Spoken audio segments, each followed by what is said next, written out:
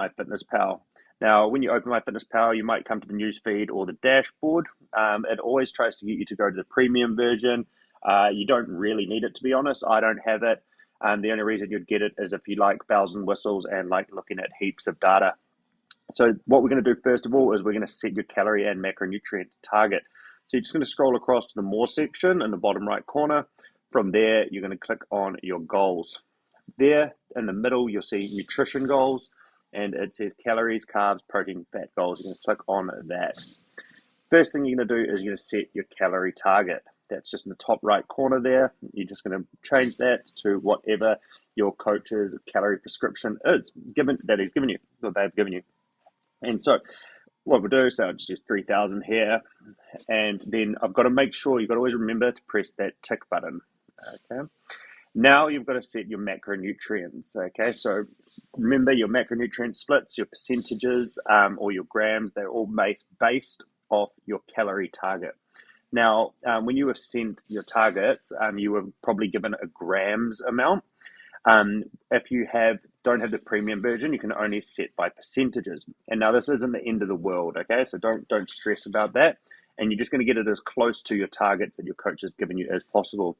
So for example, if your target, say was 200 grams, or let's use 250 grams, I'd go, okay, cool, 230 is too low, 235 is a bit closer. I'm going to go there for my protein and set that as 263, not the end of the world. Same thing for my carbs. I'm going to go say, got my carbs there, I might have to bring that up to 35, and then I might bring my fats down to 30 to make it all balance out. And so what we're trying to do is just get it as close as possible to the prescription that you've been given by your coach. From there, you just can save that by pressing that tick button. If you want to get it really dialed in, then you can use the premium version. Awesome. Now your targets are now set and they've all reset there in the app. Now you can go to the process of starting to record your food. Now, when you start to record your food, you're going to do that through the diary section. Now, the more frequently you use the app, the better the app gets to know you.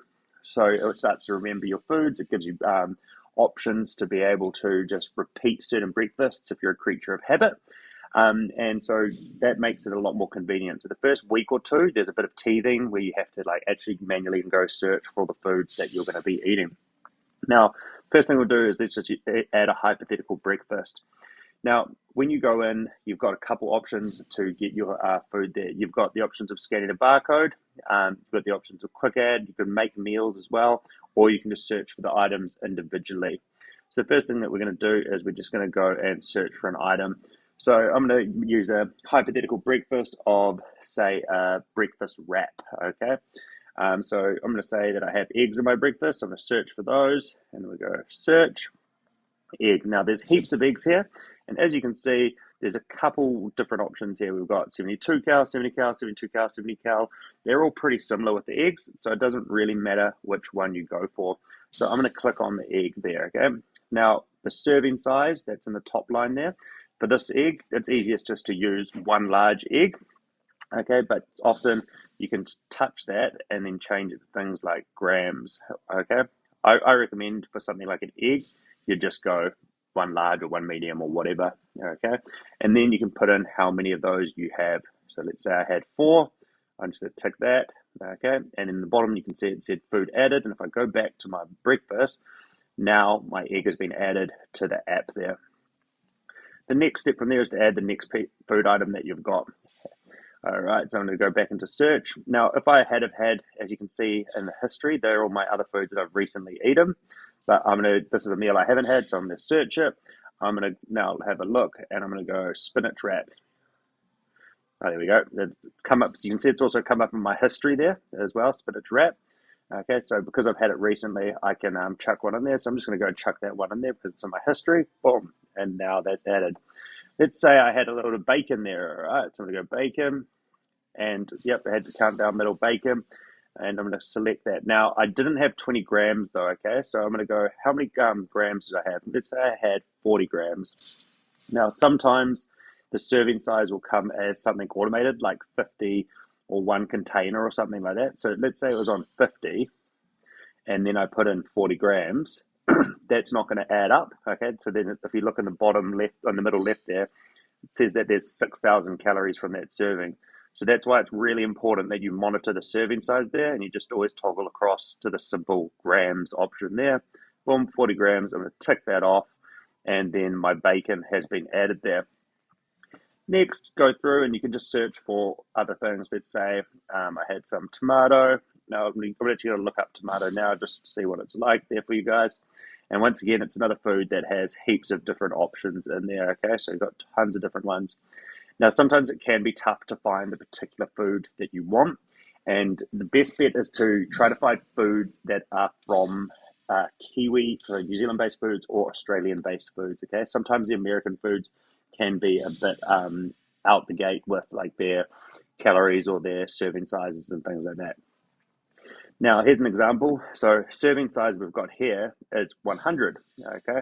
So I've got two choices. I can just tick through and either change that to the exact grams, and then I can just put the exact amount that I have in, or alternatively, I could have just done the math and figured out what it was relative to 100 grams, okay? So that would have just been like putting in something like 0.1 or something like that. So let's say I had 200 grams. I could do it that way, or alternatively, I could have it as 100 as a serving size, and I could do it like that too. Okay, same. It all brings it up exactly the same. Okay, so I'm just going to tick that. So 200 grams of tomato. Now that's actually a lot of tomato. I didn't have that. I was just using that for an example. All right, and so you get the gist how you can just go through. The main things that you need to know is just choosing your best choice options on as far as food goes, like so choosing ideally Kiwi and Australian versions, and also choosing making sure the serving size is right. Now, just to show you the scanning the barcode option. So the scanning the barcode option, say I've just got a Boss coffee here.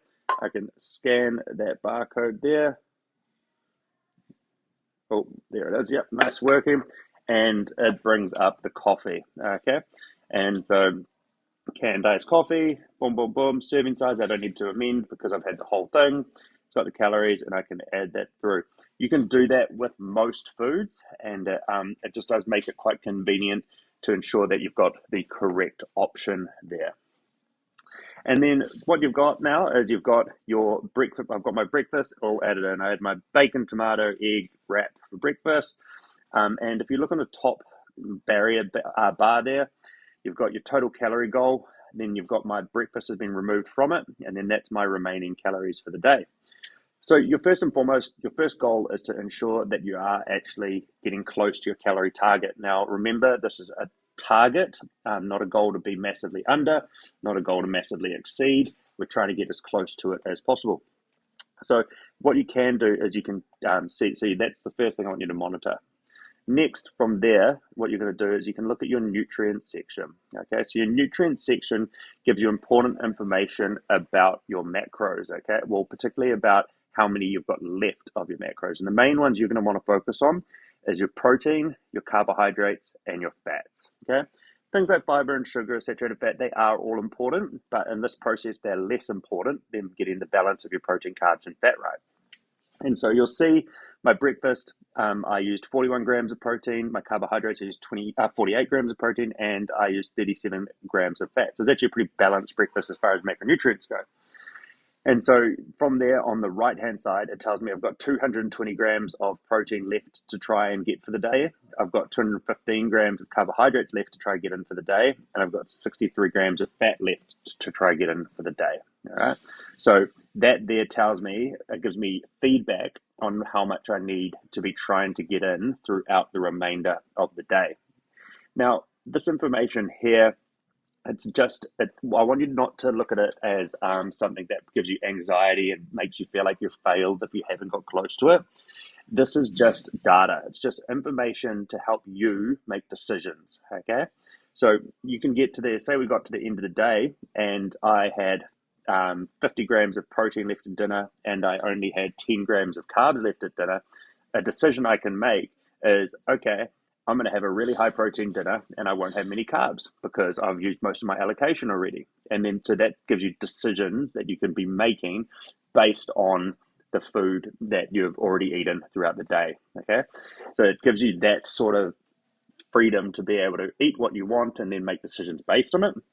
Alternatively, if you like to be more planned, you can plan your whole day out in the app before your day starts.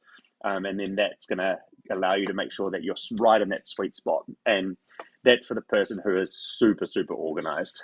I have a generally go for the first option, which is eat intuitively throughout the day and then adjust the end of my day just to make sure. And that might mean I have end up having a protein shake at the end of the night after dinner just to make sure I get my protein in, or it might mean that I just adjust the quantity of food here and there according. So that's the main parts of the app that you need to know. There are tons of other features in there.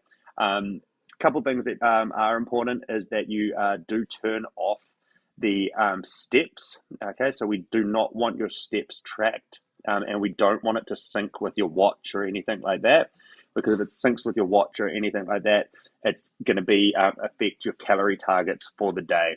Okay, and we've already calculated in your exercise into your daily calorie target. The reason we do this is because these calculations that they use on things like your watches, iWatches or whatever, Apple Watches, your Garmin's, and your steps, they're very inaccurate at actually calculating your calories that you've used. So most studies have shown that there's about 25% variance in what is recorded versus what is actually happening with your body.